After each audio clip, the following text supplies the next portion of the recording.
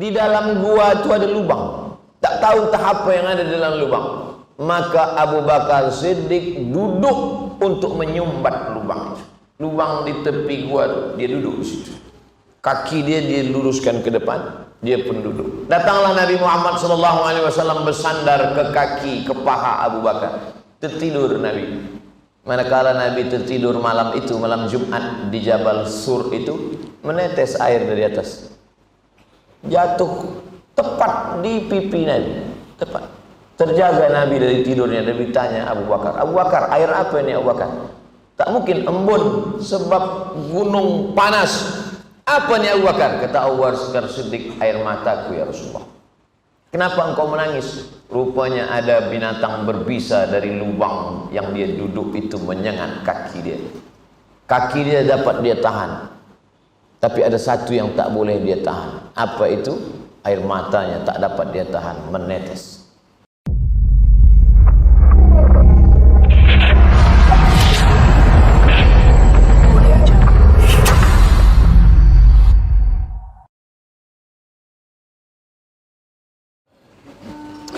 La yu'minu ahadukum, kamu tidak beriman hatta akuna ahabba ilaihi, sampai dia lebih cinta kepada aku, kata Nabi sallallahu alaihi wasallam, min waladihi, daripada anak kandungnya sendiri, wa walidihi, daripada ayah kandungnya, emak kandungnya sendiri, wan nasi ajmain, dan semua manusia ini dia lebih cinta kepada Nabi Muhammad sallallahu alaihi wasallam.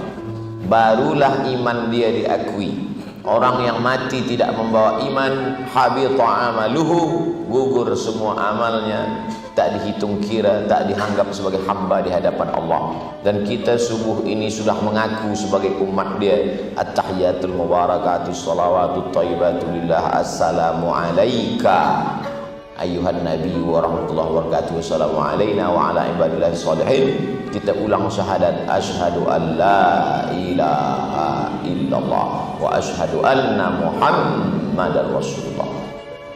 Subuh ini tajuk paling berat di antara semua tajuk-tajuk.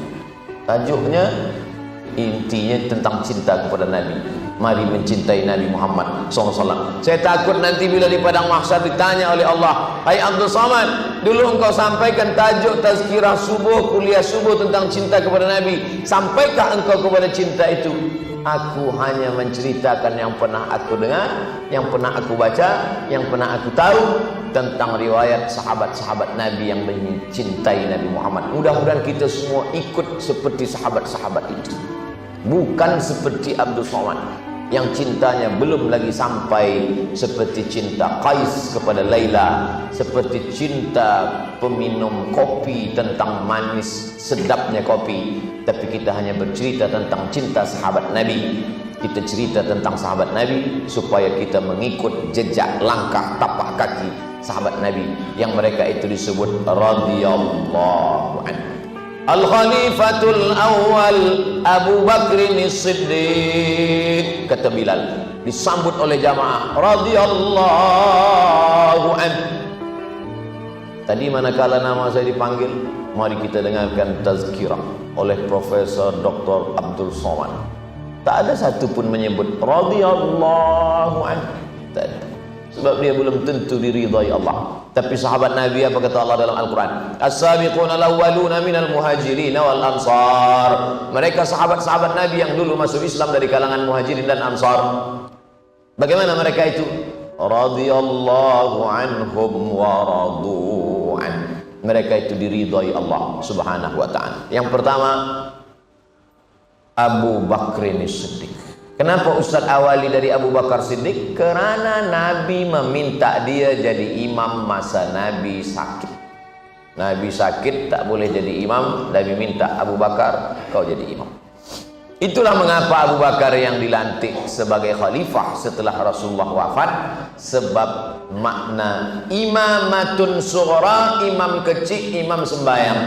Imamatun uzma, sultan, malik, khalifah. Imamatun sughra dalilun ala imamatin kubra.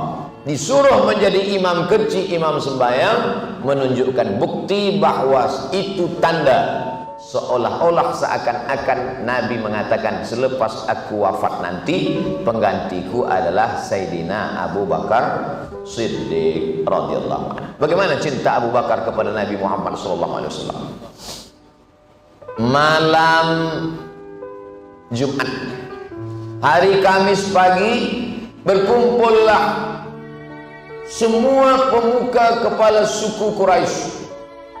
Kamis pagi, malam Jumat Nabi pun hijrah bersama Abu Bakar Siddiq. Malam Jumat, malam Sabtu, malam Ahad, 3 malam di atas Jabal Sur, tempat menerima wahyu Jabal Nur, tempat hijrah Jabal Sur. Yang terbalik, ini banyak jamaah umrah balik bercerita kepada masyarakat jiran kawan sahabat, aku naik ke Jabal Sur, padahal dia naik ke Jabal Nur. Yang bercerita lupa, yang mendengar tak tahu. Keduanya sama-sama mengangguk. Tapi jadilah daripada dia cerita lain. Naiklah mereka hari Kamis malam Jumat ke atas tengah malam. Wa ja'alna min baini aydihim sadda wa min khalfihim sadda. Kami jadikan di depan mereka ada dinding dan di belakang mereka pula dinding. Fa aghshaynahum, kami tutupi mata mereka, fahum la yubsirun, mereka tak dapat melihat Muhammad sallallahu alaihi wasallam. Maka Nabi pun SAW lalu melewati mereka, melalui mereka. Abu Bakar Siddiq, ya, mari kita hijrah naik ke Jabal Sur. Ya, naiklah ke Jabal Sur. Sampai di atas Jabal Sur gelap. Nak masuk ke dalam ghar gua. Orang Brunei sebut gua juga. Gua. Di Jakarta gua itu saya. Tapi di Riau gua itu lubang batu di atas gunung, di atas bukit. Naik masuk ke dalam gua tadi, Nabi nak masuk ke dalam, kata Abu Bakar Siddiq, jangan masuk ya Rasulullah, biarlah aku masuk ke dalam. Kenapa? Karena mungkin di dalam tu ada binatang buas, mungkin di dalam tu ada binatang berbisa. Ini gelap. Bila dia menggigit aku yang mati, aku saja yang bersedih, anak dan istriku di rumah. Tapi bila engkau yang terkena, maka semesta alam akan berduka sebab wahyu tak sampai kepada mereka. Biarlah aku yang mati ya Rasul. Nyawanya dia berikan. Bukan hanya dia berkata, la anta ahabbu ilayya, aku cinta pada engkau. Tak. Dia tak berkata begitu. Dia nyawanya dia berikan. Coba kita bayang-bayangkan, andai kitalah yang berdua dengan Nabi malam itu. Andai Abdul Somad yang hijrah malam itu dengan Nabi, kata saya, ya Rasulullah, engkau lah masuk dulu. Sebab engkau ada malaikat Jibril, Mikail, Israfil, Israel menjaga. Aku security pun tak ada. Oleh sebab itu maka jangan kita cemburu, jangan kita marah kalau disebut Abu Bakar Siddiq radhiyallahu an, Allah meridai dia, sedangkan kita baru setakat berdoa raditu billahi rabba wa bil islami dina wa bi Muhammadin nabiyyan wa rasula, tapi belum sampai kepada tingkat ridha, memberikan nyawa untuk Rasulullah sallallahu alaihi wasallam. Sampai hari ini kalau ditanya, wahai Abdul Somad, ridhakah engkau bila nyawamu diambil untuk Rasulullah SAW? Takut untuk berkata ya, kerana khawatir mungkin itu hanya bentuk kemunafikan nifaq, lain di mulut, lain di bibir, lain di hati. Na'udzubillah. Tapi kita berusaha, mudah-mudahan kita ikut seperti Abu Bakar Siddiq, insyaallah. La tasubbu ashabi, jangan kamu maki sahabatku, kata Nabi. Jangan kamu caci maki Abu Bakar Siddiq. Lau anfaqtum mithla Uhudin zahaban, andai ada di antara kamu yang bersedekah emas sebesar bukit Uhud, andai ada di antara kamu yang bersedekah emas sebesar bukit Uhud, itu tak sampai setengah tapak tangan Abu Bakar Siddiq. Karena Abu Bakar bersedekah zaman susah, di zaman banyak musuh. Kalau ada orang sekarang bersedekah emas sebesar bukit Uhud, biasa, damai, tenang, aman.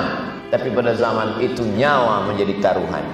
Datanglah Asma, anak Abu Bakar, memasukkan batu ke balik kain.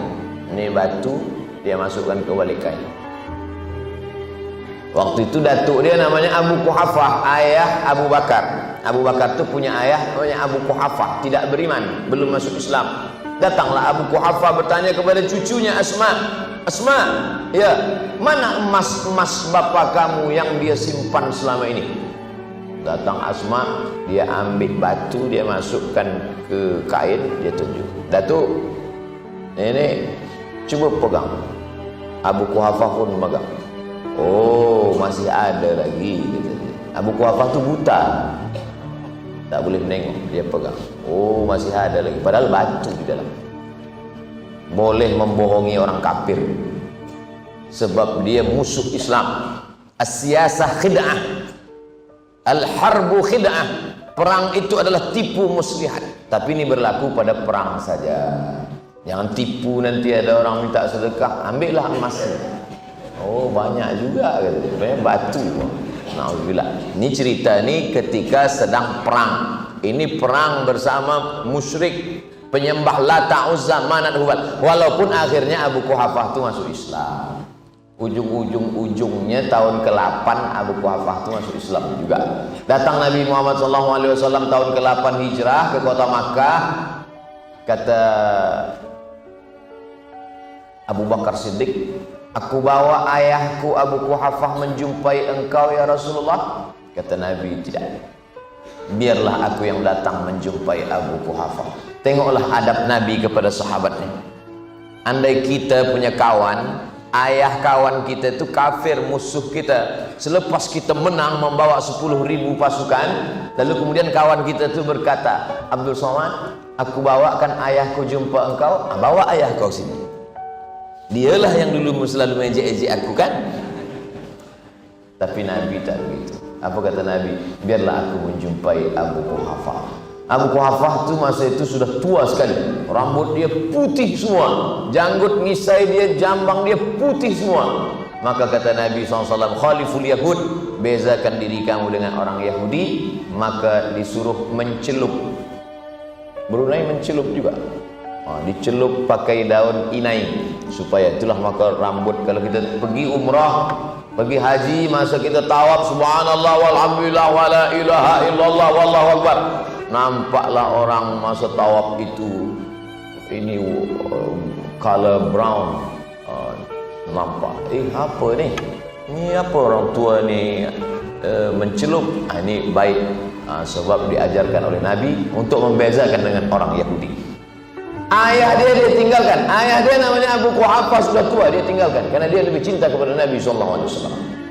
Emas dia habis, emas ditutup dengan kain, maknanya emas itu besar sekali, habis dibawa untuk hijrah bersama Nabi SAW. Nyawa dia dia kasihkan. Apalagi yang lebih daripada itu, emas, nyawa. Di dalam gua itu ada lubang, tak tahu tak apa yang ada dalam lubang. Maka Abu Bakar Siddiq duduk untuk menyumbat lubang. Lubang di tepi gua, dia duduk di situ. Kaki dia luruskan ke depan, dia pun duduk. Datanglah Nabi Muhammad SAW bersandar ke kaki, ke paha Abu Bakar. Tertidur Nabi. Manakala Nabi tertidur malam itu, malam Jumat di Jabal Sur itu, menetes air dari atas, jatuh tepat di pipi Nabi, tepat. Terjaga Nabi dari tidurnya. Nabi tanya Abu Bakar, Abu Bakar, air apa ini Abu Bakar? Tak mungkin embun, sebab gunung panas. Apa ni Abu Bakar? Kata Abu Bakar Siddiq, air mataku ya Rasulullah. Kenapa engkau menangis? Rupanya ada binatang berbisa dari lubang yang dia duduk itu menyengat kaki dia. Kaki dia dapat dia tahan, tapi ada satu yang tak boleh dia tahan. Apa itu? Air matanya tak dapat dia tahan, menetes. Maka siapa yang ingin selevel iman dengan Abu Bakar, balik dari sini carilah kala ke ular, buat. Kalau tahan, insya Allah kita lantik radhiyallahu anhu.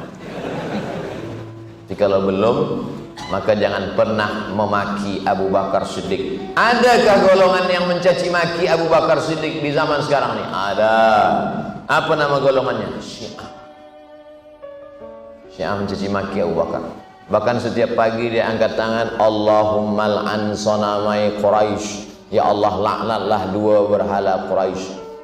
Nama doanya, laknat sonamai Quraisy. Laknatlah dua berhala Quraisy. Yang mereka maksud berhala Quraisy adalah Abu Bakar Siddiq dan Umar ibn al-Khattab. Makanya mereka pun confused, bingung kalau mereka ziarah ke depan makam Nabi SAW. Kita ahlu sunnah senang saja ziarah makam Nabi. Assalamualaikum ya Rasulullah. Mereka nak ziarah ke makam Nabi, Assalamualaikum ya Rasulullah. Di samping ada makam Abu Bakar, di samping ada makam Umar. Abu Bakar Siddiq saking cintanya kepada Nabi diabadikan dalam Al-Quran, idhuma fil ghari, ketika mereka berdua di dalam gua, idh yaqulu li sahibihi, ketika dia berkata kepada sahabatnya, la tahzan, jangan sedih, jangan takut, jangan cemas, jangan khawatir, innallaha ma'ana, Allah bersama kita. Yang dimaksud dengan dia berdua di dalam gua itu adalah, sepakat ahli tafsir, kisah tentang Sayyidina Abu Bakar Siddiq radhiyallahu anhu. Kenapa Ustaz menyebut Abu Bakar Siddiq pakai kata Sayyidina? Yang menyebut Sayyidina Abu Bakar Siddiq itu bukan Abdul Somad, tapi Nabi Muhammad sallallahu alaihi wasallam. Suatu ketika Abu Bakar berjalan. Abu Bakar berjalan. Tak lama Abu Bakar berjalan, di belakang dia ada Bilal. Bilal berjalan. Apa kata Nabi? Hadza sayyiduna a'taqa sayyidana. Ini pemimpin kita sudah membebaskan dari budak hamba sahaya.